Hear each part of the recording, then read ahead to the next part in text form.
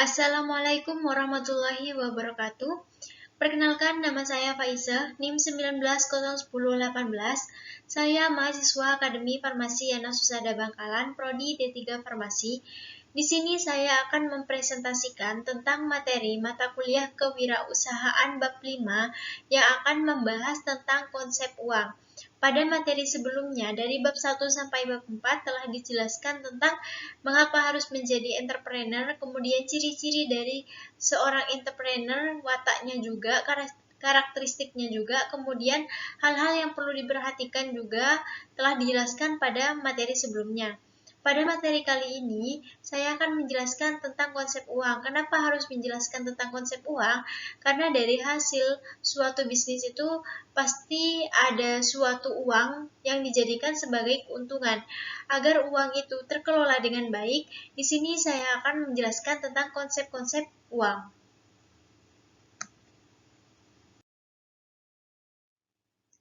Yang pertama, di sini saya akan menjelaskan tentang teori uang menurut seorang ahli, yaitu George S. Clason.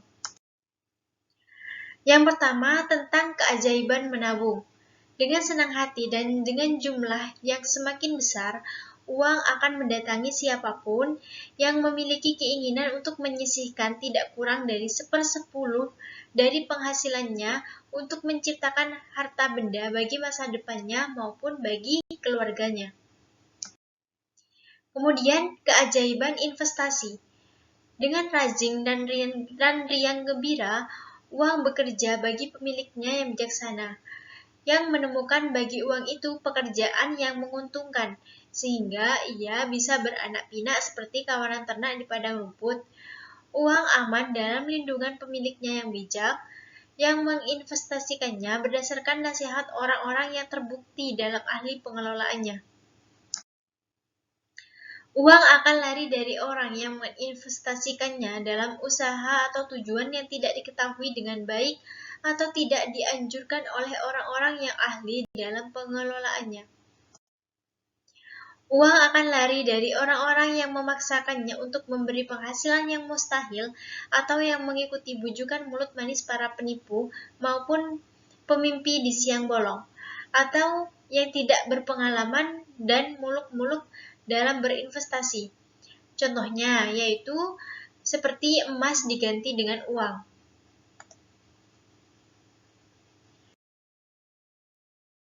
Selanjutnya, definisi kaya. Definisi kaya yaitu kaya identik dengan kepemilikan dan penguasaan terhadap aset. Kaya tidak sama dengan jumlah harta benda yang dimiliki, juga tidak sama dengan kemewahan. Kemudian, kaya tidak berarti mendapat banyak warisan atau harta benda, tetapi kaya adalah seberapa lama aset dapat memenuhi kebutuhan dan keinginan sesuai dengan kebutuhan hidupnya. Selanjutnya, saya akan menjelaskan tentang membangun kecerdasan finansial. Jadi, dalam konsep uang itu terdapat suatu teori tentang membangun kecerdasan finansial.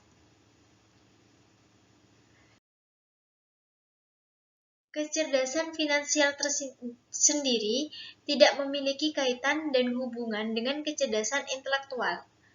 Terdapat banyak bukti bahwa seorang yang memiliki IQ lebih tinggi tidak selalu memiliki kekayaan yang lebih banyak. Bahkan seseorang yang memiliki IQ lebih tinggi itu seringkali tidak peduli terhadap lingkungan sekitar, berbeda dengan orang-orang yang IQ-nya lebih rendah. Jadi seseorang yang IQ-nya lebih tinggi, dia hanya berfokus pada dirinya sendiri, tidak mempedulikan kebutuhan masyarakat luar. Menurut hukum Parkinson yang dikembangkan oleh penulis Inggris C.N. Parkinson, berbunyi bahwa berapapun jumlah uang yang diperoleh seseorang, mereka cenderung lebih banyak menghabiskan daripada menabung. Dengan kata lain, semakin besar penghasilan akan diikuti dengan semakin besar pengeluaran. Oleh karena itu, bagi yang memiliki kecerdasan finansial harus terhindar dari hukum-hukum Parkinson.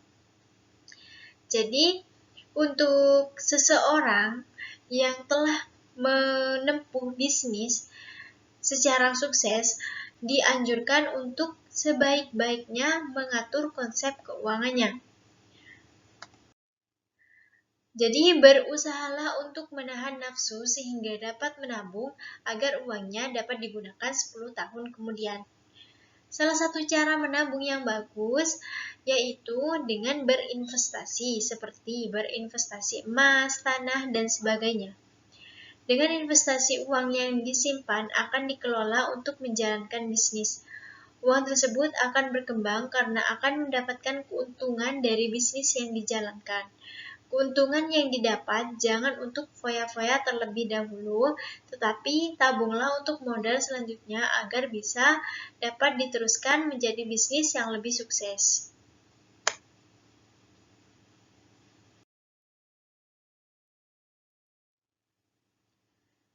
Pada materi selanjutnya, di sini saya akan menjelaskan tentang strategi menjadi kaya.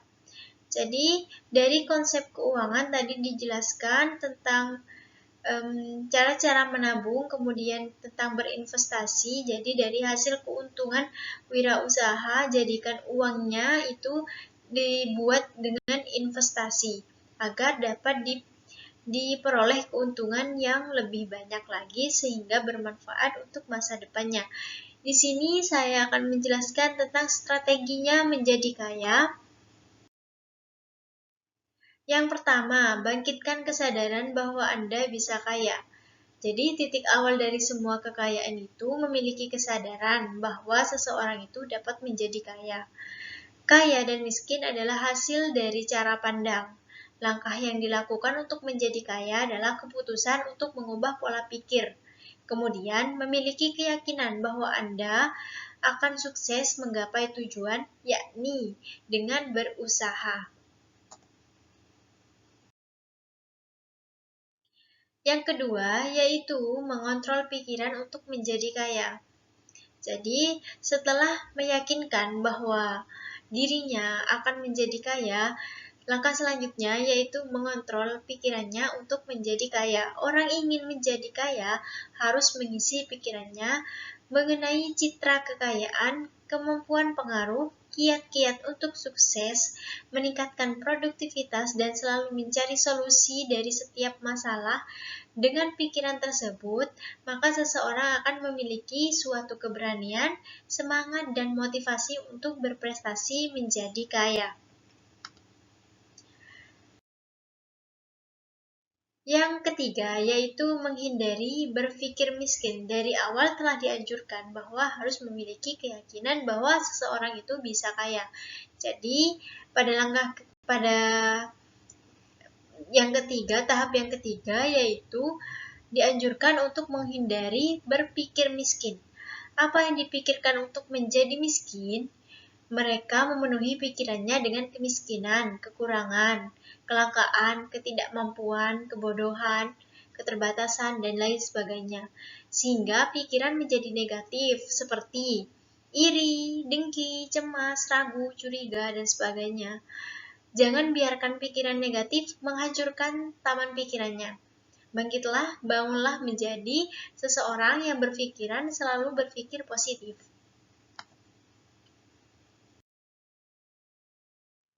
Yang keempat yaitu ubah pola pikir menjadi sukses finansial.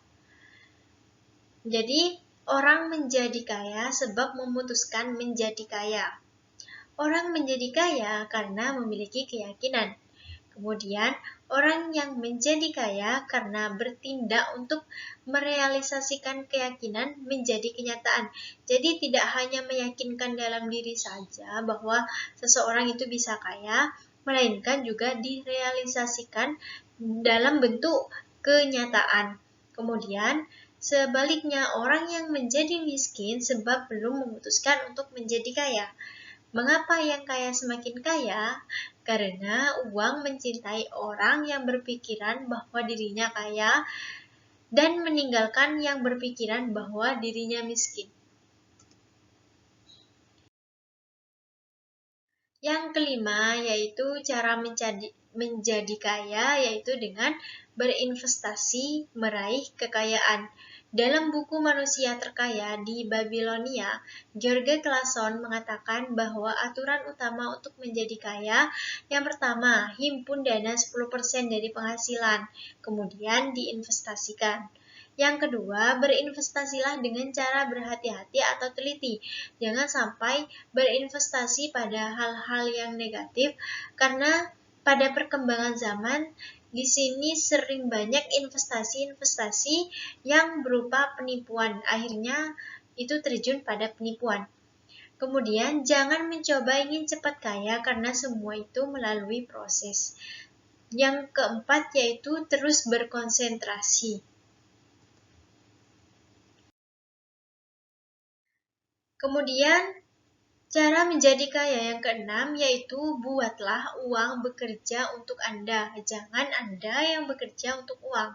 Bila Anda bekerja untuk uang, maka tidak akan mudah menjadi kaya.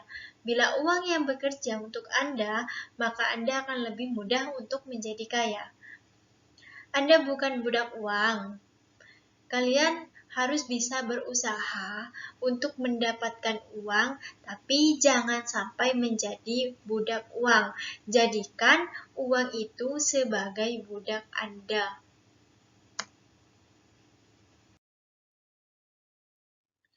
Kemudian cara menjadi kaya yang ketujuh yaitu kelola uang dengan baik. Seperti yang tadi dijelaskan, disuruh investasikan, disuruh tabung 1/10-nya dari hasil. Nah, pada langkah yang ketujuh, tahap yang ketujuh di sini disuruh kelola uang dengan baik. Seperti cermati dan catat sumber-sumber keuangan.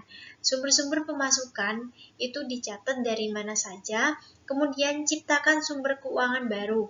Jadi jangan cepat merasa puas, tetapi teruslah mencari sumber-sumber dari tempat lain atau mana saja sehingga memperoleh hasil yang lebih menguntungkan.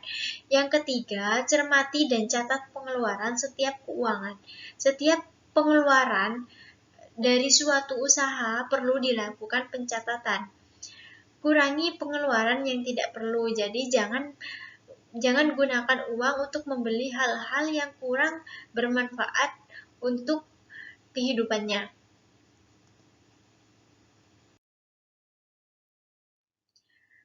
Tahap yang ke-8 yaitu jadilah wirausahawan. Jadi di sini dianjurkan bahwasanya untuk menjadi kaya maka jadilah seorang wirausahawan.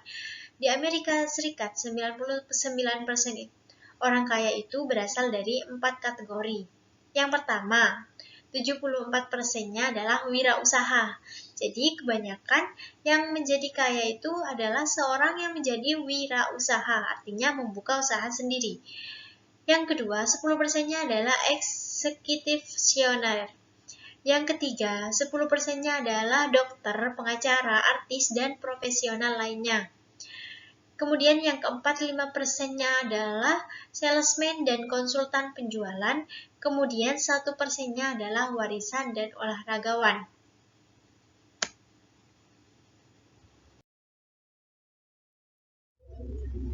Sekian presentasi yang dapat saya sampaikan. Kurang lebihnya saya mohon maaf. Semoga ilmu yang dapat saya sampaikan pada materi kali ini, yaitu konsep uang, bisa bermanfaat untuk dijadikan konsep pengelolaan uang dalam suatu bisnis. Akhir kata, saya ucapkan Assalamualaikum warahmatullahi wabarakatuh.